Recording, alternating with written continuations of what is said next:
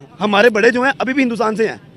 मेरे अपने जो बड़े थे ना दिल्ली से आए हुए थे, यहाँ से नहीं है, पीछे से आए हुए हैं, लेकिन यहाँ आके वो कहते रूलिंग है, शायद उधर होते बहुत अच्छे होते। इंडिया के झंडे वहां लहराए जाएंगे, कल इंडिया का झंडा वहां लहराया जाएगा तो पाकिस्तान के बड़े बड़े जर्नैल जो हैं उनके लिए डूब मरने का मकाम होगा। ये आजादी नहीं है, इसको आजादी नहीं कहते, इसको सिर्फ टाइमली एंजॉयमेंट कहते हैं। इतना बड़ा झटका पड़ोसी को कभी भी जिंदगी में नहीं लगा जितना बड़ा झटका जब श्री राम मंदिर को जब बुर्जुल खलीफा पर दिखाया गया तो पड़ोसी एक बोलते हैं ना कि शौक हो गए, शौक नहीं हो गए, बिल्कुल हैरान परेशान। दुबई में आप गए हैं, दुबई की बात करते हैं, वहां पर जिस तरह से आपसे इंटरनेशनल एयरपोर्ट में गया, आगे जाके क्या सिनेरियोस थे वहां पर इंडियंस और पाकिस्तानियों के लिए, क्या मतलब सहूलियात थी भाई, जो मतलब बड़ी बड़ी जॉब्स हैं वहाँ कौन था, पाकिस्तानी थे कि इंडियन थे? मैंने तकरीबन 2 साल जॉब किया वहाँ पर, ज़्यादा नहीं 2 साल जॉब किया है। मैं इंडियन के साथ भी रहा हूँ, पाकिस्तानी के साथ भी रहा हूँ और बांग्लादेश के बंगालियों के साथ भी रहा हूँ।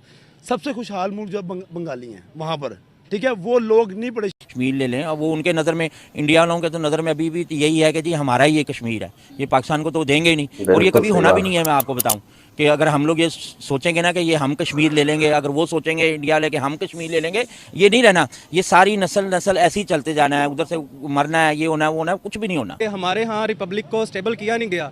रिपब्लिक थी, जमहूरियत थी पहले तो हमारे आइन में उसको एक दफ़ा ख़त्म कर दिया गया, फिर उसके बाद मार्शल लॉ का दौर आ गया। जब मार्शल लॉ, एक रिपब्लिक सिस्टम चल रहा है, उसके दौरान आप अमरीत ले आएंगे, जिसको मार्शल लॉ हम कहते हैं, मार्शल लॉ ले आएंगे तो रिपब्लिक ख़त्म हो जाएगी। फिर अगर नई पार्टी उठेगी, जैसे बेनज़ीर ने काफ़ी वो मेहनत की, उसको मार्शल लॉ को ख़त्म कराया, रिपब्लिक के लिए कोशिश की, उसके बाद फिर ये सारा इनका सिलेक्शन सिस्टम, ये वो वोटिंग तो ब्राइन अभी भी यही पे है कि उनको क्यों इज्जत मिल रही है, हमें नहीं मिलती, हमें तो पता है, लेकिन उनको क्यों इज्जत मिल रही है? वो स्टेबल है रिपब्लिक के ऊपर, वो उन्होंने उस चीज़ को फॉलो किया और उसी को लेकर चले हैं। उनके अंदर तो कभी मार्शल लॉ नहीं लगा। अरब दुनिया ने पाकिस्तानी ये जो गुंडे हैं ना उनके मुंह पे चपेट मारी है कि तुम्हारी ये हैसियत है, तुम आजाद नहीं हो, तुम गुलाम हो, तुम अमेरिका के भी गुलाम हो, तुमने पाकिस्तानी कौम को गुलाम रखा हुआ है। आजाद कौमों के झंडे जो है वो उनकी आजादी के दिन जो है बुर्ज खलीफा पे लहराए जाते हैं, और जब आजाद लीडर हो तो इमरान खान का वहां पर पोर्ट्रेट भी है जो है वो बुर्ज खलीफा पे लहराया जाता है। ये इनको, इन बेचारों की औकात ही नहीं है कि इनको आजादी का सिंबल दिया जाए। ये तो गुलाम है, गुलामों की कभी भी आजादी दुनिया सेलिब्रेट नहीं करती। तो क्या पड़ा था यूएई को कि वो पाकिस्तान का झंडा जो है वो लहराते? आज हमारे दिल जख्मी है, आज हमें दुख है कि पाकिस्तान का झंडा वहां नहीं लहराया गया। इंडिया के झंडे वहां लहराए जाएंगे, कल इंडिया का झंडा वहां लहराया जाएगा तो पाकिस्तान के बड़े बड़े जर्नैल जो हैं उनके लिए डूब मरने का मकाम होगा। जब कश्मीर के ऊपर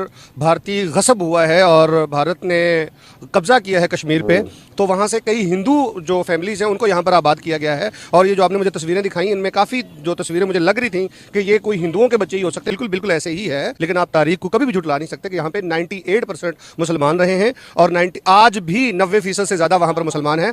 और कश्मीर में हमारे या उनकी बात कर रहे हैं? मुत्तहिदा कश्मीर की बात कर रहा हूँ मैं। पहले कश्मीर था, मुत्तहिद जो एक रियासत है, यूनाइटेड कश्मीर की बात कर रहे हैं? जी एग्जैक्टली जी। नहीं, वहाँ पर हर कम्युनिटी बसी थी, मुसलमान भी थे, हिंदू पंडित भी थे और वहाँ पर सिख भी थे। जी बिल्कुल ऐसे ही था, लेकिन 90% यानी अक्सरियत मुसलमानों की रही है वहाँ पे। तो और देखिए पूरी दुनिया में क्या मतलब डिफरेंट सोच के लोग यहाँ पाकिस्तान में भी मौजूद हैं, इंडिया में भी मौजूद हैं। तो अगर कुछ लोग उनको सेलिब्रेट कर रहे हैं, but the majority is that कि वो आज़ादी चाहते हैं। ये तारीफ जो बैरूनी मुल्क के लोग करेंगे, उस तारीफ को तारीफ नहीं माना जाएगा। वहाँ पे हम देखेंगे कि अली गिलानी वहाँ पे जो उनके हुर्रियत रहनुमा है वो क्या कह रहे हैं, वहाँ की जो पार्टीज हैं वो क्या कह रही हैं, जो वहाँ पे जो हुकूमत में है वो एक मैम है, I don't know the name of that person, Mehbooba Mufti. आप उनसे बात करें। देखिए मुसलमानों के जो रिप्रेजेंटेटिव हैं उनसे आप बात करेंगे, ना कि जो बाहर के जो लोग हैं। अब देखें ना, जिस तरीके से कश्मीर के ऊपर गसब और कब्जा हुआ है, इसकी तो पूरी दुनिया को मजम्मत करनी। जय हिंद दोस्तों, India versus Pakistan YouTube channel में आपका बहुत बहुत स्वागत है। अगर चैनल पे नए हो, चैनल को सब्सक्राइब कर दें, बेल आइकन को दबा दें, क्योंकि नई वीडियो आया डालें तो आपके पास नोटिफिकेशन पहुंचे। तो चलो शुरू करते हैं पते की बात पे। आज हम आपको बताने जा रहे हैं पीओके के बारे में। तो बात कुछ ऐसी है कि अभी तक तो रिपोर्टरों को लग रहा था, लेकिन अब पाकिस्तान की पब्लिक को भी लगने लगा है कि भैया पीओके पाकिस्तान से बिल्कुल अलग होना चाहता है, और वो इंडिया का तो था ही पहले से, इसमें कोई दो बात ही नहीं। अब उन्होंने ये देख लिया है कि अगर नरेंद्र मोदी जीत के आता है और जीतेगा, और जैसे जीत के आएगा पीओके हाथ से चले जाएगा। उसमें पाकिस्तान ने कुछ अपनी तरफ से कुछ लगाया है दिमाग, सोच रहा है कि क्या किया जाए जब यूके बस जाए, तो सोच रहा है उसको सेल करने के लिए। लेकिन ऐसा हो नहीं सकता, इंडिया की डिप्लोमेट इतनी मजबूत है कि इनकी इतनी ताकत नहीं है कि उसको सेल में रख दें।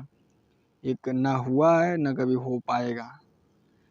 तो जैसा कर रहे हैं वैसा तो भोगना ही पड़ेगा। तो मित्रों, वीडियो कैसा रहा रिएक्शन का ज़रूर बताना, अवश्य बताना कमेंट करके कैसा रहा क्या रहा। और चैनल को सब्सक्राइब करें। धन्यवाद। जय हिंद, वंदे मातरम। जा रहे हैं हमारे लोग, हमारे हुक्मरान ठीक हो जाएंगे ना, हमारे इमाम भी ठीक हो जाएंगे। वहाँ के हुक्मरान ठीक है, हम तो गालियाँ देते हैं। क्यों गालियाँ देते हैं? उनके हिसाब हम लोग देते हैं, लेकिन उनके हिसाब से वो ठीक है, क्योंकि उनको उस मुल्क के अवाम के लिए वो ठीक है। हमारे मुल्क के अवाम के लिए ये जो है ना, ये बेगैरत जो बैठा हुआ है, इसने सारा बेड़ा कर दिया। पाकिस्तान का इज्जत लूट लिया इन लोगों ने, ठीक है।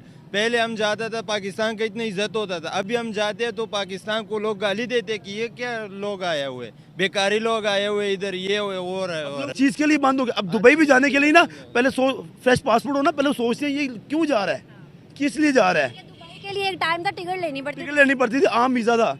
मैं जब गया था मुझे याद है 34,000 रुपये के रिटर्न आने जाने टिकट थे, और विजिट वीज़ा 30,000 रुपये का था उस टाइम, ठीक है। और इजीली पासपोर्ट लग जाता था। अब विजिट वीज़ा भी लगाने के लिए सोचते हैं कि ये लोग क्यों जा रहे हैं। पहले इसको बैन किया पाकिस्तानियों की, क्यों किया है, क्यों किया गया है? हम लोग अपनी गलती की वजह से। हमारे हिंदुस्तान में ज़्यादा है, हमारा हिंदुस्तान, हमारे बड़े जो हैं अभी भी हिंदुस्तान से हैं। मेरे अपने जो बड़े थे ना दिल्ली से आए हुए थे, यहाँ से नहीं है, पीछे से आए हुए हैं, लेकिन यहाँ आके वो कहते रुल गए हैं। शायद उधर होते बहुत अच्छे होते। वहाँ के मुसलमान आज क्या सोचते होंगे ना हमारे बारे में, सोचने वाली बात है। वो कहते होंगे हमारे भाई बस अल्लाह ही उनको हाफिज है, इनका इन लोगों को कुछ नहीं बन सकता। मैं कसम से खा के कहता हूँ, इंडियन थे ना मेरे साथ, वो इतने अच्छे लोग थे ना, जिनका अच्छे हम लोग उनके ख्याल बयान नहीं कर सकते। मेरा अपना एक दोस्त है इंडियन, उसने और मैंने 2 साल इकट्ठे गुजारे हैं हम लोगों ने। मेरे बात सुनिएगा, अब ये ना मैं आर्टिफिशियल लेदर का काम करता हूँ। अब चाइना में लेदर का, आर्टिफिशियल लेदर का बहुत ज़्यादा एक्सपीरियंस है, बहुत ज़्यादा एक्सपोर्ट है चाइना में। मैं तकरीबन एक हफ्ते में ना 1-2 मरतबा चाइना में मेरा चक्कर लगता है। लाहौर एक्सपो सेंटर में नाम सुना होगा, कितने क्लाइंट है, कस्टमर है वहाँ।